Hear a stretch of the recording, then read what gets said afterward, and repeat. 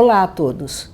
Esse é um evento da Danone-Braskem, científico, que nós vamos abordar um estudo publicado na Nutrition, relacionado com a Zhang, a autora é uma chinesa que tem as suas atividades nos Estados Unidos, na Johns Hopkins e em Pequim. Ela tem mais de 120 artigos publicados.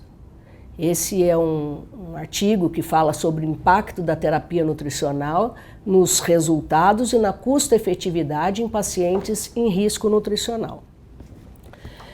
Trata-se de uma coorte prospectiva com 3.791 pacientes, realizados num hospital de Pequim, numa enfermaria de gastroenterologia clínica e cirúrgica, em pacientes cujo critério de inclusão foi risco nutricional, avaliado pelo INR 2002, que é considerado a principal ferramenta de rastreamento nutricional pelo ESPEN, e nesse estudo era incluído INR 2002 maior ou igual a 3, idade maior ou igual a 18 anos, o tempo de terapia nutricional de pelo menos 5 dias e os pacientes tinham que receber mais de 90% da necessidade calórica. Os pacientes foram divididos em 2 grupos, o grupo TN, terapia nutricional enteral-parenteral, e o grupo não TN, que era soro glicosado mais eletrólitos. Com esse critério de inclusão, já restringiu de 3.791 para 440 pacientes.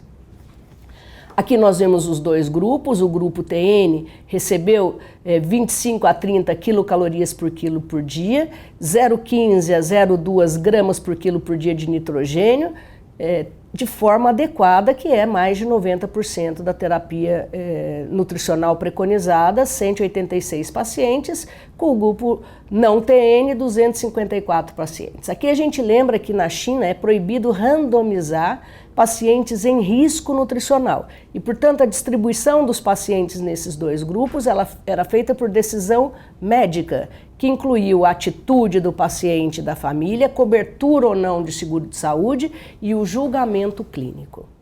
Bom, aqui nós vemos a característica dos 2 grupos e nós podemos ver que os grupos não são iguais, existem 3 diferenças importantes entre os grupos e isso nós acreditamos que seja pela não randomização. Uma forma de corrigir essa diferença entre grupos não randomizados é, por exemplo, utilizar uma ferramenta chamada score de propensão, que foi aplicada aqui para reduzir essa diferença dos grupos. É conhecida como randomização fictícia, que na verdade são feitos pareamentos entre os grupos. Nós pegamos o paciente de um grupo e procuramos um outro paciente com características bem semelhantes a ele. Dessa forma, nós vimos que desapareceu a diferença entre os 2 grupos com esse pareamento. Aqui nós vemos os resultados dos grupos antes de parear e nós vimos que o grupo TN tinha menos infecção e menos complicações quando comparado com o grupo não TN. Após parear os grupos, nós vimos que a diferença de infecção entre os 2 grupos se acentuou mais ainda, assim como as complicações totais, e apareceu uma terceira variável que foi a redução da permanência hospitalar no grupo que recebeu terapia nutricional.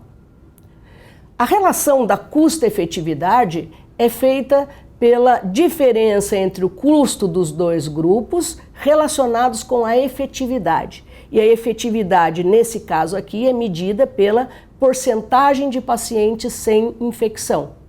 E aí é criado, então, a razão custo-efetividade incremental, que é de $392. Então, esses $392 representam o custo de cada complicação prevenida nesse estudo.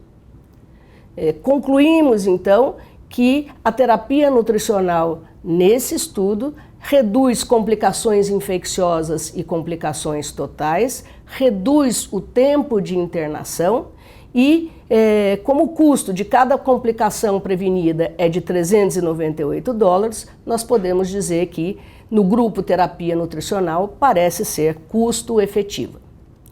E por fim, apresentamos algumas limitações desse estudo, que foi o estudo feito em um único grupo, estudo não randomizado, observacional sem grupo controle, e somente custos diretos foram incluídos. Do ponto de vista de atratividade desse estudo, foi a ferramenta de score de propensão feita para igualar diferenças entre dois grupos e a metodologia para calcular custo-efetividade. Obrigada.